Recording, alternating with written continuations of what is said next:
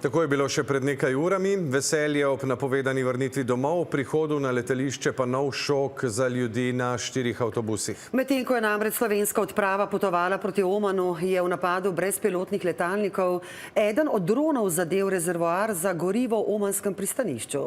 Nimamo še sploh informacij, kdaj bo let in koliko je predstavnik povedal, letala tudi še ni tukaj.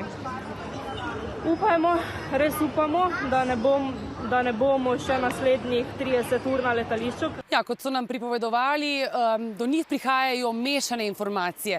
Potniki na enem od avtobusov, recimo, so imeli informacijo, da bodo vzleteli ob 19. uri, zato so v prihodu na letališče zgolj 1 uro prej mrzlično hiteli. Nato so jim Slovenci z drugega avtobusa povedali, da letalo vzleti šele 15 do polnoči, ampak kot smo slišali, zdaj vse kaže, da danes sploh ne bodo vzleteli, nekako je ta let načrtovan za 2. uro zjutraj. Skratka, informacije se res spreminjajo iz minute v minuto, vse skupaj pa je izredno težko za družine z majhnimi otroki, še posebej z dojenčki.